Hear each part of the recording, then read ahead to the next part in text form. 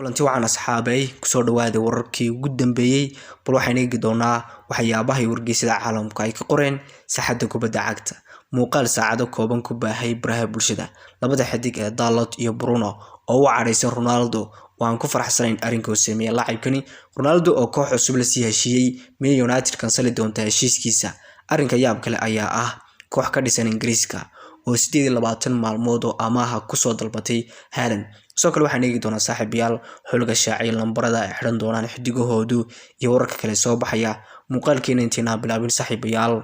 like saara siina share gareeya saxaab badan ay gaadho hadii ay tahay markii ugu horeysay aan soo booqatana fadlan rukumo kambalelkana fursad la socoto wararkii ugu dambeeyay dhaqaaqa suuqa kaliibsiga iyo waxyaabaha ku cusub kooxdaada mar labaad soo dhawaada saaxiibayaal hadii aan ku bilowno waxa saacadihii ugu dambeeyay baraha bulshada qabsaday oo ku baahay muuqaalka xidiga khadka dhexe ee Manchester United ee Bruno Fernandes oo la kulmay weeraryahanka ahna kabtanka xulka Portugiiska ee Cristiano Ronaldo labadana xidig oo kulmay oo runtii islaamaya runtii Bruno cara ka muuqato laakiin luqadda jirkiisa ayaa bixinaysa inuu u careysan yahay Ronaldo oo uu ka careysan yahay falkii uu sameeyay laacibkani ee kooxdiisa Manchester United oo ku caabeystay baraha bulshada oo waxyaabo fara badan oo ka waramay luqadda jireed ee Bruno Fernandes waxay bixinaysaa inuu ka careysan yahay waa yaabayba salaanta si buuxda looga wada qaaday Ronaldo taagan oo Sausi eego yaabanba Bruno Fernandes runtii waa kabtanka labaad ee aan la shaacin Man United inta badan isaga kabtanka xidha runtii sidoo kale waxa la arkay Dalot oo isaguna sawir la galayo Ronaldo oo isaguna luqadda jirkiisa ay bixinayso runtii inuu ka careysan yahay ninkani oo uu ka careysan yahay falkii ku dhaqaaqay ee kooxdiisa United oo ku caabeystay labadan xidig ayaa muuqaalka Bruno Fernandes ayaa baraha bulshada qabsatay oo siyaabo fara badan looga falcelinayay oo runtii ka muuqato Bruno luqadda jirkiisa ay bixinayso inuu ka careysan yahay sidoo kale waxa lagu soo waramayaa in kooxda Manchester United ay wada hadlo gudaha ah oo dheeri ah ay ka yeelan doonaan Cristiano Ronaldo waliba isla maanta iyagoo waliba qiimeynaya ciqaabaha suurtagalka ah ay ku filin karayaan laacibkani runtii waa ka cadhisan tahay Man United falka oo ninkani uu ku dhaqaaqay waxaan laga yaabaa in maanta ay soo saaraan ciqaabo suurtagal ah oo ninkani ay ku ciqaabayaan sidoo kale waxa ka hadlay lajana fara badan oo kubadda cagta hore uga fariistay Jamie Carragher oo runtii ka hadlay falkan Ronaldo uu sameeyay ee waxa uu sheegay wuxuu leeyahayba Carragher waxaan u maleynayaa inuu hadda isku dayaa uu leeyahay in la cayriyo in Ronaldo la eri ay isku day waxa sano doon sameeyaa sababta waxa uu leeyahay taasi waa habka kaliya ee ku bixi karayo Ronaldo waxa walba sameeyay kooxdu waa diidina fasaxdo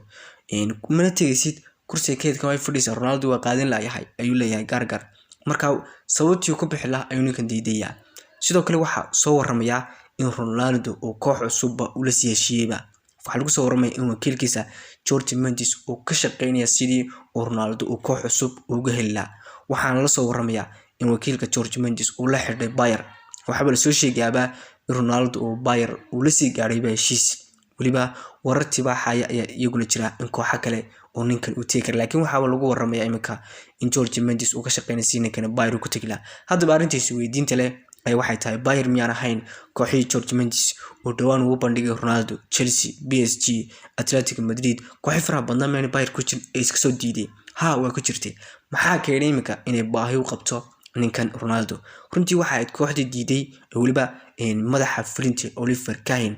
oo sheegay inaan ku haboonayn Ronaldo waana ku soo baxayn qaab ciyaareedka kooxda Bayern xitaa ay sheegeen inay Bayern aanay awoodin mushaarka uu ninkan qaato 500,000 oo toddobaadkii uu qaato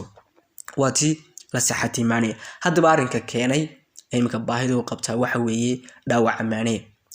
Mane oo aan runtii la sheegi karin muddada oo garoomada ku soo laabanayo oo ay Bayern ay walaac ka qabto sidoo kale waxa jirta mustaqbalka hubanti la'aanta ee aan la hubin ee Martin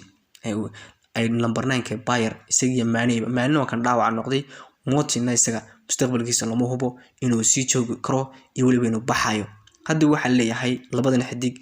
waxay imika baahida ugu weyn u qabtaa waxa weeye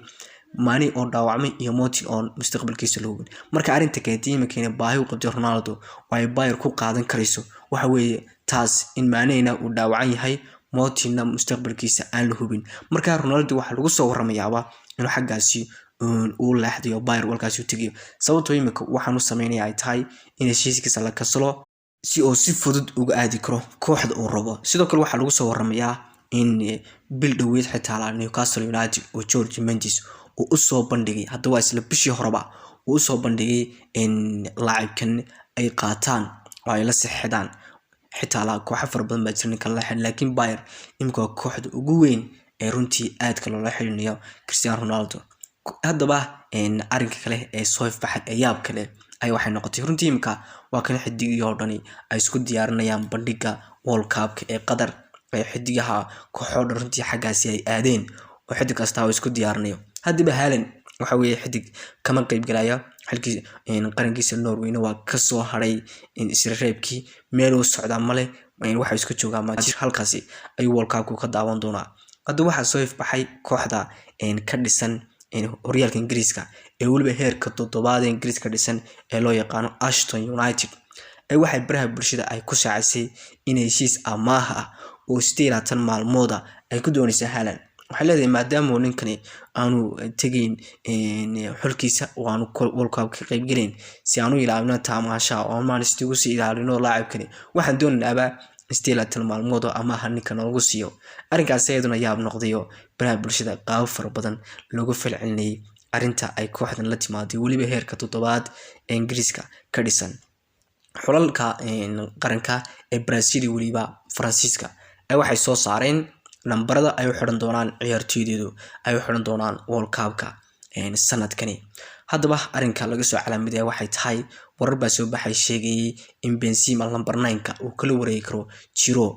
Benzema number 9ki waa loo diiday number 19kiisii ayaa ay sii xinaan doona sida maanta walka Francisco ay saacishay labada xidig ee Real Madrid ee Faransiiska Camavinga ay soo number 19kiisii xiran halkiisa number 8 la siiyay Tchouaméni sidoo kale xurka Brazil Rodriguez waxa uu qaatay lambarkiisii oo xiran jiray kooxda Real Madrid ee number 12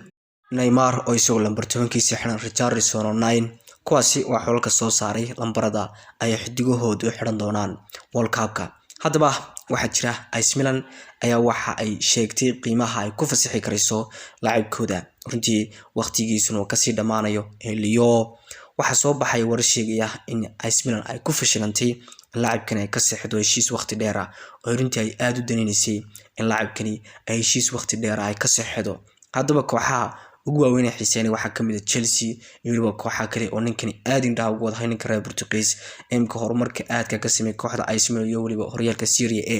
waxyaabaha faraha badan ee sanadkan iyo waliba isla sanadkii hore horyaalka guuleystay u soo qabtay ee ku guuleystay waxyaabo fara badan waxay sheegtay in laacibkan doonaysa kaliya waxay leedahay waxaan ka sameyn karnaa lacag gaaraysa 100 milyan kooxdii 100 milyan haysto ma farta ka saarana laakiin waxa iyagu soo baxay oo meesha laga saarin in ay jiraan inay ku fashilantay AC Milan in laacibkani ay ka saxiixdo heshiis waqti dheer ah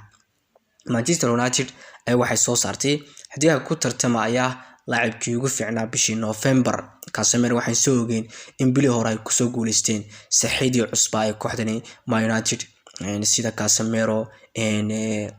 Eriksen iyo waliba Martinez imikana waxay soo saareen xidigaha u tartamaya sanadkani waxaana si lama filaan ugu soo baxay xidiga da'da yar ee Argentine u dhashay ee kooxda Man United weerarka uga ciyaara Garnacho ayaa isaguna kamid ah oo runtii bishani bandhigi soo sameeyay oo gool u dhaliyay Man United oo kulinkii ugu dambeeyay ee Fulham la baxsaday kooxdani ee 3 dhibcood isagu dhabar ka saartay daqiiqadii ugu dambeeyay kooxdan la baxsaday haddaba xidigaha ay soo saareen ku tartamay waxa kamid ah Garnacho David De Gea iyo waliba Casemiro hore ugu soo guuleystay ayaa imikana mar kale ku tartamaya xidiga bisha ee kooxda Manchester United saddexdaas xidig waxa weeye saddexda xidig ee ku tartamaya runtii Garnacho oo isagu bishani waxyaabo fara badan soo sameeyay oo Man United soo caawiyay ay isaguna ku jira De Gea isaguna badbaadina fara badan sameeyay oo kooxda mar ay ku adkeyd badbaadiyay Casemiro oo laftigiisa imika shaqo weyn ka haya khadka dhexe ee kooxdani waad moodo imika United ay aad ay ugu riyaaqday boos kaliya didii ahayd jooji oo imika badii sidii hore tooska loo soo gali jiray aanay jirin oo halkan waxyaabo fara badan oo ka qabtay waxaana ku cadeynaysa booska joogtada ee imika haysto runtii xidigii hore uu kala baxay ee McTominay iyo waliba Fred uu kala baxay Casemiro imika waxa uu ka yahay muhiim shaxda in Erik ten Hag qaabka uu la dhacsan yahayna way ka muuqataa. Erik ten Hag waxaan imikana soo galay xidiga ugu fiican bishii November ee kooxda Manchester United ku darso horna waa ugu soo guuleystay. Wararkeena ciyaar wanaagsan saaxiibayaal, intaynu ku kulmi doono wararkeena kale. Wassalaamu calaykum.